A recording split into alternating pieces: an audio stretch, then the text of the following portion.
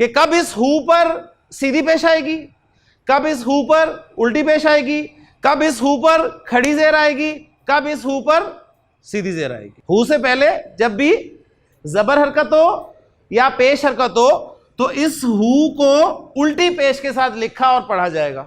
आपको उल्टी पेश नजर आती है कुरान में, मुसहफ में, तो आप नोट कीजिएगा, आपको पीछे या तो जबर नजर आ रही होगी या पेश नजर आ रही होगी। मैंने कहा कि इसको उल्टी पेश के साथ लिखा जाएगा और पढ़ा जाएगा, तो इसका क्या मतलब है? लिखने में भी फर्क आ गया, पढ़ने में भी फर्क आ गया, क्योंकि उल्टी पेश को थोड़ा लंबा करके पढ़ते हैं। हा पेश हु, हा उल्टी पेश हु।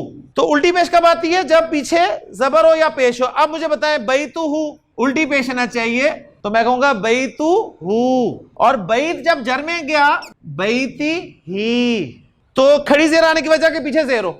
सीधी जेर कब आती है? सीधी जेर उस वक्त आती है जब हु से पहले ये सीधी जेर आई है, तो रिजल्ट निकालें, साकिन या आ जाए तो इस हु को सीधी जेर के साथ लिखा और पढ़ा जाएगा। अदर देन या कोई साकिन हो तो हु नॉर्मल शक्ल में, और जो भी सूरत होगी उस सूरत में हु को अपनी असल शक्ल में पढ़ा जाएगा। हु से पहले जबर पेश आ जाए तो उसको उल्टे पेश के साथ पढ़ना और लिखना है। हु से पहले जेर आ जाए तो खड़ी जेर के साथ, और हु से पहले या साकिन आ जाए तो सीधी जेर के साथ, वरना हु जो है वो अपनी नॉर्मल शक्ल में लिखेगा।